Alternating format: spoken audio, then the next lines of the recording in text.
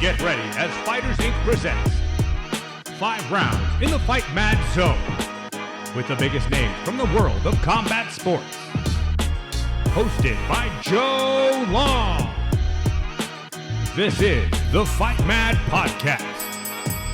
So, ladies and gentlemen, welcome back to the FightMad Podcast, hosted by myself, Joe Long, as we approach 25 years within the combat sports sector.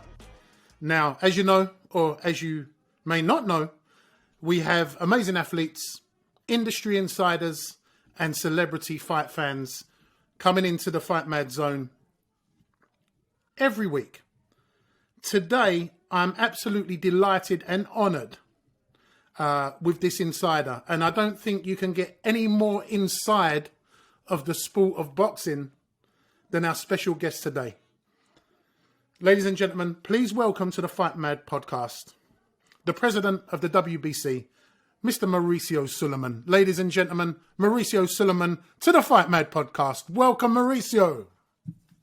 Hello, Joe. Thank you so much. I'm thrilled to be here. And 25 years, it's easy to say, but I know it has been a long road, great dedication, and congratulations on this great career that you have performed.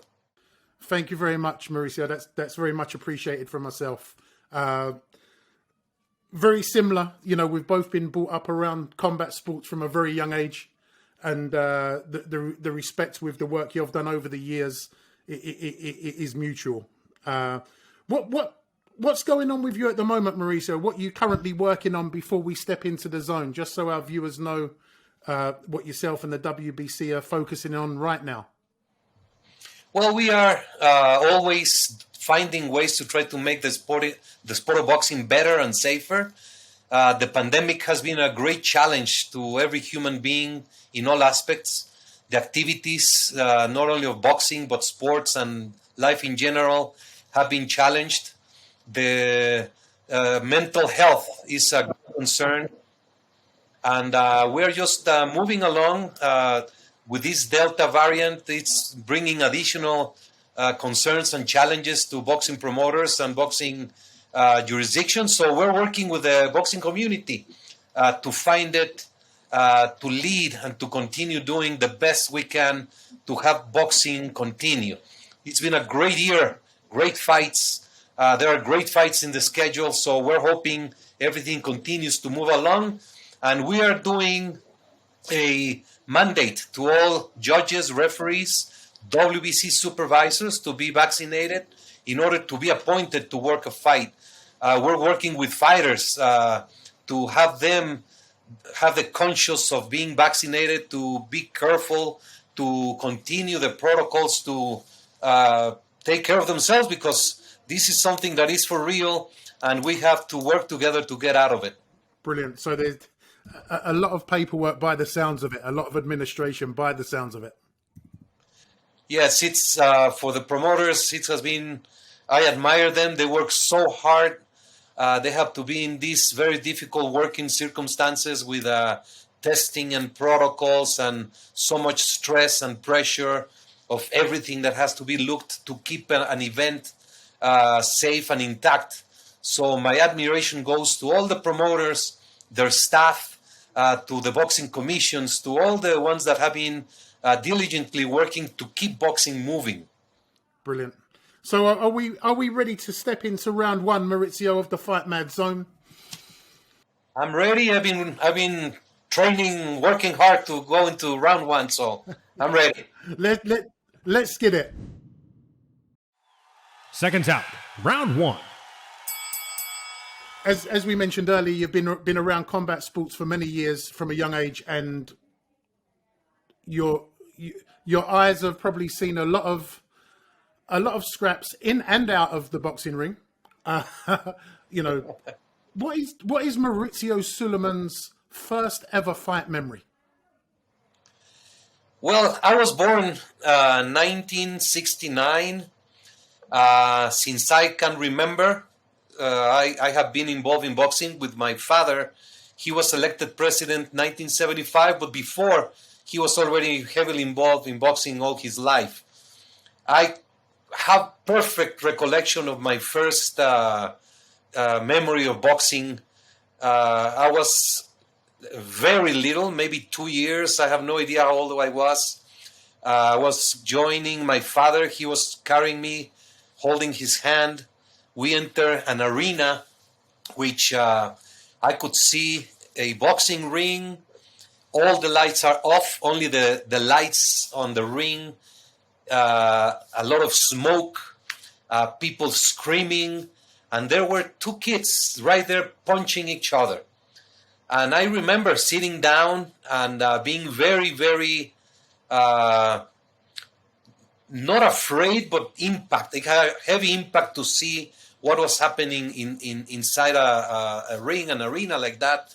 And then by the second, third round that I watched, I was completely captured. Ever since that moment, boxing has been my passion.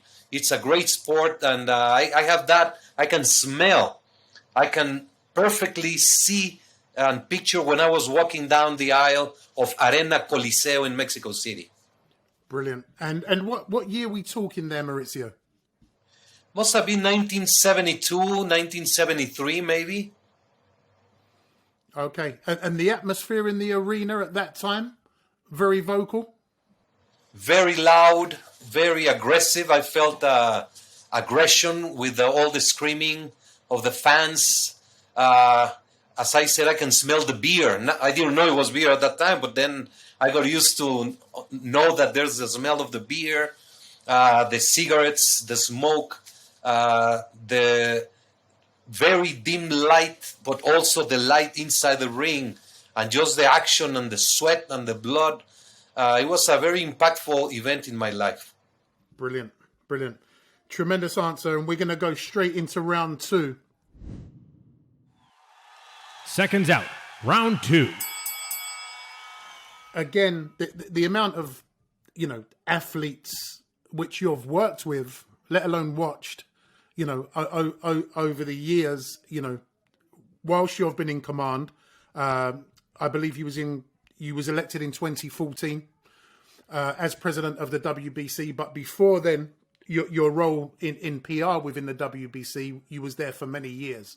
So I wouldn't mind a pound note for every actual bout you've seen.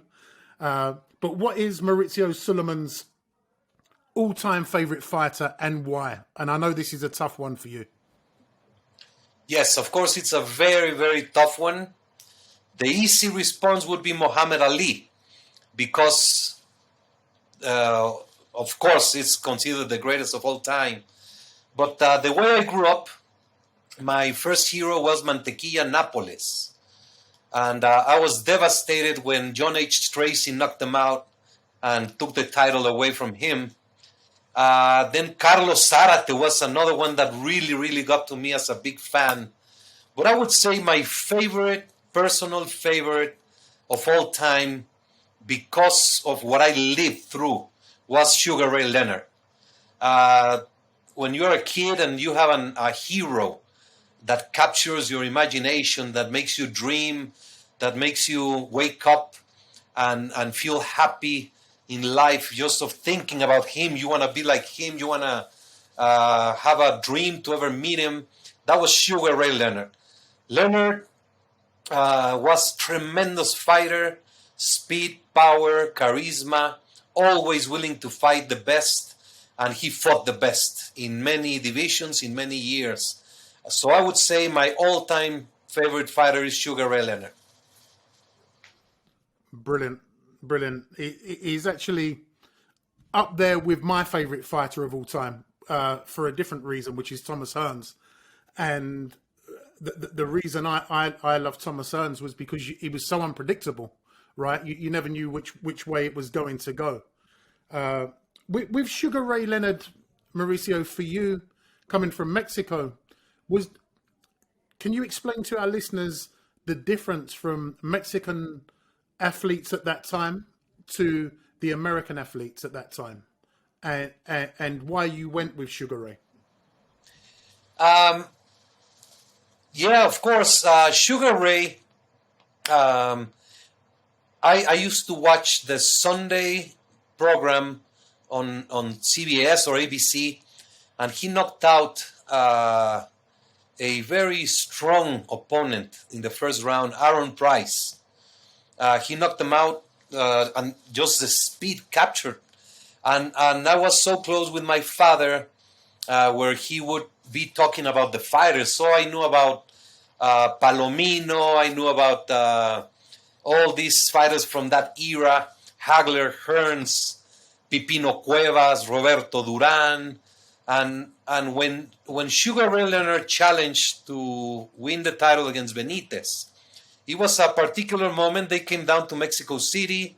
There were meetings, and Alexis Arguello was there.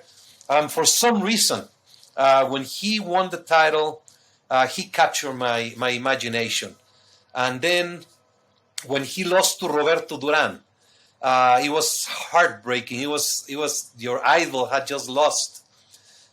He flew down to Mexico to meet with my father. I was home.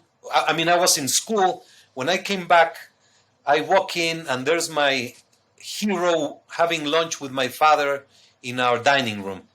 So they were talking, and when he sees me, I was just looking at him like with big eyes, and he just went like this and showed me his muscles. Man, I could not. And then I got some friends to come over and see the champion, etc., etc. And then he walked the path. He defeated Hearns in a sensational fight. And then he just went on to be such a tremendous fighter. He had the detached retina. Then he came back. Then Hagler. And then all this career. I always admired him. It got to a point when I started helping my father that I had to separate myself from being a fan and simply be responsible and not have favorites. But my all-time favorite was Sugar Ray, because that was a moment in my childhood that captured my imagination. Brilliant, absolutely brilliant. And how's your relationship with Sugar Ray today, Mauricio? I suppose it's ongoing as it is in the boxing community. You know, you're friends for life, right? When you're in the club. Absolutely, we are very good friends, very close friends. We keep in communications constantly by email, by phone. Anytime there's something, he's ready to support any cause. He has a very big heart. He has a foundation for diabetes. We participate with him, and whenever we ask him to do an interview, a phone call, a message, he's always willing and available, and he's just one of the best persons that I have met also in boxing. Brilliant. So, number 2, round 2's out the way. Mauricio Sulaimán's favourite fighter of all time, Sugar Ray Leonard. Seconds out. Round 3.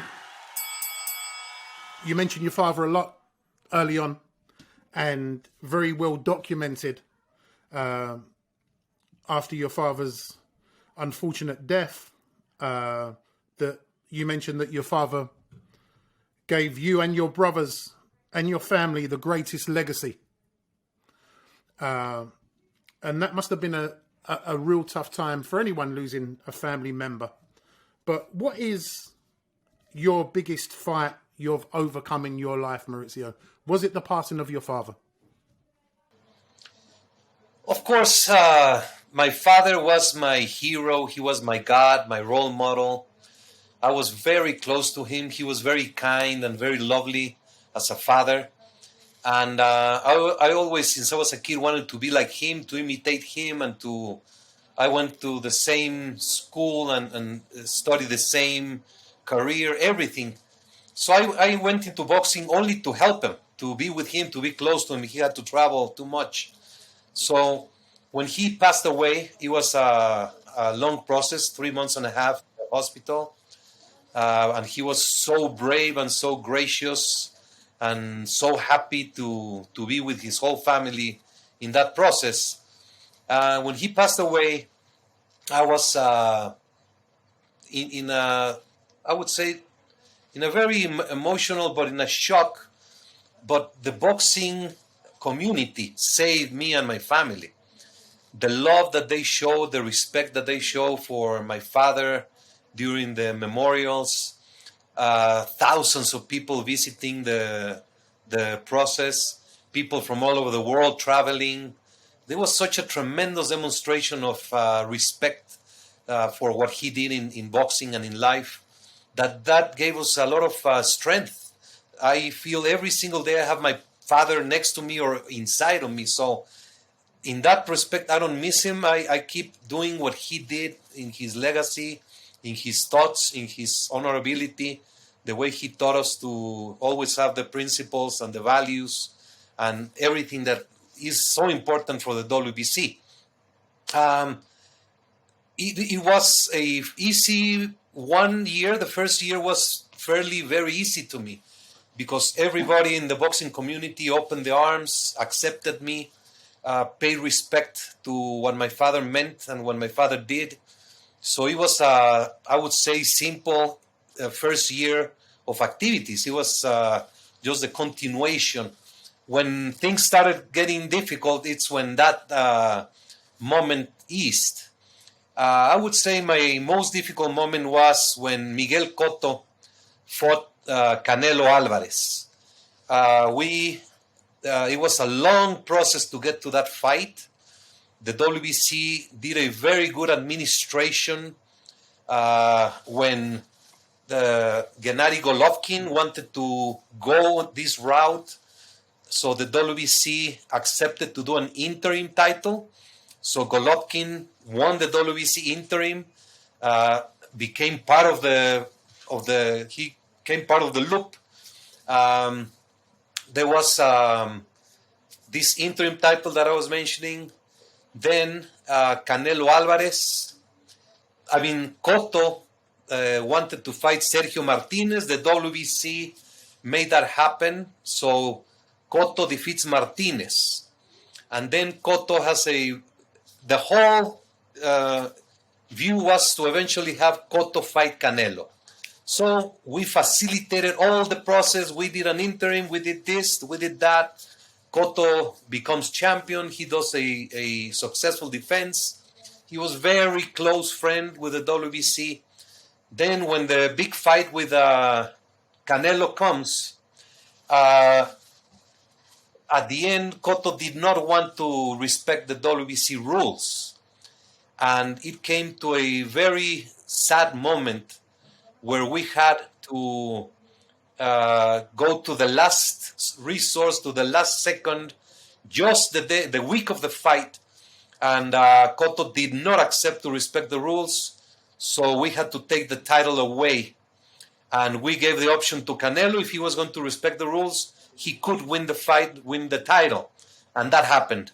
That week was very, very difficult for me. I had even threats. I had a very complicated emotional time. But at the end, justice prevailed. And I believe that gave me a strength to run the WBC organization. Great. I think where the difference with combat sport, there is passion in other sports, of course, but the passion and the emotion involved in boxing, it heightens everything, doesn't it? So yes. When politics become involved, they should be maybe operating at 50%, but where the passion and the sport comes alive, it puts it to 110%, and it makes it a harder animal to deal with. Yeah, because the WBC is a family. When you're a WBC champion, you become a part of the family. And there's such an intimate relationship with our champions and our challengers and the promoters and all the players of the industry. We treat everyone with respect, with absolute concern for their well-being, mentally healthy and financially. The big difference in boxing is that the WBC, the league, to call it that way, is the only sport in which we have nothing to do with the economics, with the business of the sport. In football, in baseball, in American football, in hockey, basketball, every sport, the league controls the business. They control the TV rights, the sponsorship. They sell the teams, franchises.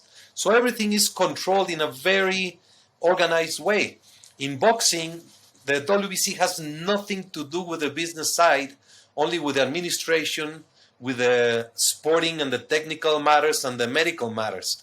And it's such a big business in many terms that when it comes to a business decision, the promoters or the fighters or the managers sometimes have to take decisions that are against their will, against their morale, against their personal relationship with the WBC, and they take the business decision. And that's complicated. I understand it, but it hurts very much when things like this happen. But there are ways that facts and time finally put the reality in shape, and I have no enemies. I always and everything is shaking up. Miguel Cotto is my dear friend, but at that moment it was a very complicated matter. Brilliant. Seconds out. Round 4.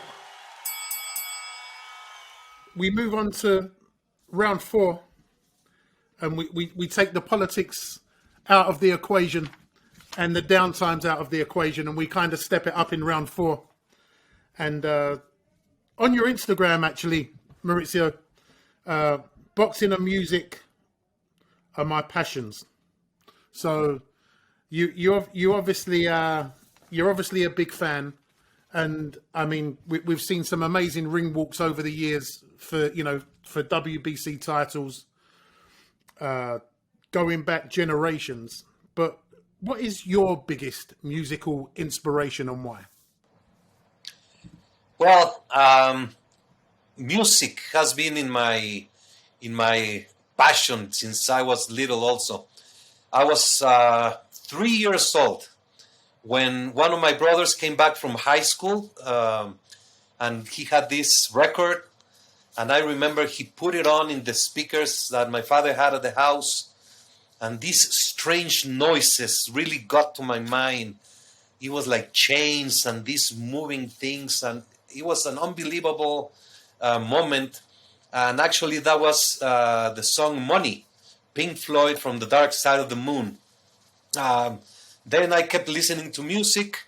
I went to high school, and AC/DC became my favorite band, with so many great songs and the power of that classic rock. But today I have two definitely. Pink Floyd and AC/DC really are my favorite moments. Every day, every single day I listen to music. I play the drums. I wish I could play it more often. I have my drum set in my house. And when I have a little time and I need to really get my feelings and my thoughts in shape, I go and play the drums. And I do it to the beat of Pink Floyd and AC/DC. Brilliant. I never had you down as a rock man. I had you a bit more smoother than that, to be perfectly honest with you. I know your father's favorite song was "My Way" by Frank Sinatra, which is an absolute classic. Whilst we're on the topic of music, what would you say is the most iconic walkout to a WBC championship belt, which you've been sat ringside for, and why? Look, February 22nd last year, I was completely shocked by the event. And Tyson's Fury walkout with that smooth music, carrying on a throne, and the British fans just going absolutely crazy on the walkout. That was a moment that was very, very special. I remember with great admiration. Arturo Gatti used to walk out with AC/DC, Thunderstruck. That was also always very nice. Triple G walk out with a song. I don't remember the name of the song, but that was specifically for Triple G. And Julio Cesar Chavez is the same song that Canelo uses, México lindo y querido. So the walkout with the music is something that is a strong part of the sport. And that's when the fans, that's when the administrators, that's when the TV understands it's a real fight coming.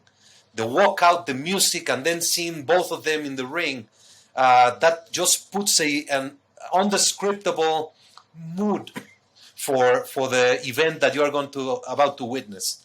So the walkouts, the music play a major part of boxing, especially in the big events. Most definitely. Seconds out, round 5. In any big event, as we move on to round 5, your corner team is so important. You know, they're the backbone of any team, any athlete which competes. I suppose within any sport, but within boxing, you know, that team around you 24/7 throughout camp is so important. In round 5, we ask all of our guests to create your own dream corner team for life. So we asking you, Mauricio, your top 3 individuals, past or present, who you would have in your corner for life. Wow. Of course, my father has to be in that corner. He's my inspiration. He was my everything. So he would be the chief corner. But if you allow me to take away my father, to bring 3 persons to that team, one would be Nelson Mandela. The inspiration, the unbelievable struggle that he had to go through in a very small room for 24 years in prison, and walk out of prison without any hate, and with love and with compassion and with inspiration and leadership. Nelson Mandela, without a doubt, would be a member of my team. Mr. Carlos Slim, a Lebanese raised in Mexico, very successful in business. At one time, he was the richest man in the world, but so humble, so dedicated, so special, and so caring. He has taught me many, many lessons only through watching his actions and his deeds, that he would be another great inspiration and lead to my expectations. And the last one would be Pope Francis. He has come into our lives, even taking away the religion factor of him. Of course, religion has brought to him the opportunity to reach millions. But what I have seen, to be able to change 20 centuries of beliefs, of practices, and to try to bring them up to the 2021, the mentality to be able at 84 years old to understand the need to bring up to date what 20th centuries were used to do one way, and his passion and dedication, his leadership, and his relentless search for human equality, for love, for compassion, for peace. He would be my other member of my team. So it's Nelson Mandela, Carlos Slim, and Pope Francis, of course, with my father right by my side or inside of me. That's an amazing team, and so much depth from the way you conduct business and what you say about the family aspect of the WBC. I can see the reflection of some of them individuals on what you and your family have created and you're continuing to promote throughout the world of boxing, Mauricio. I would imagine that, you know, that the strengths of that corner team, you're going to be far pushed to beat that corner team, I think. I mean, I'm blown away by that corner team. It's absolutely blown me away. I wasn't expecting that for 1 second.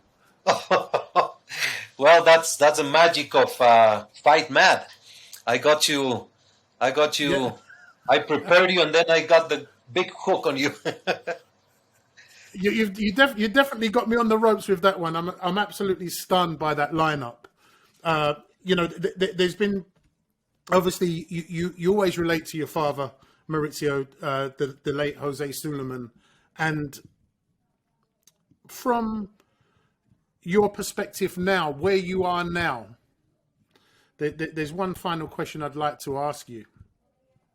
If you could have 5 minutes with your late father and have a chat with him about the current state of boxing, what would be on the top of your agenda? The top of my agenda would say I would really discuss with him the pride that I feel every single day in my life, because every day I meet people that I have not met before in Mexico or many other countries, and when they learn that I'm Jose Sulaimán's son, the immediate comment is so nice, so positive. They praise what he did in his lifetime. I learned from people that were supported and helped by my father in one way or another. And just to see that he is remembered as a kind man, as a very generous, very dedicated, very positive. It's just the pride that I have. It's my lifetime to hear good concepts about my father. That makes me so, so happy and proud. I would tell him that in some way I am happy that he's not facing the problems that boxing is facing now, the problems that I have to face every single day. Boxing is not the same as it was during his time. There is a lack of unity, a lack of integrity, a lack of values.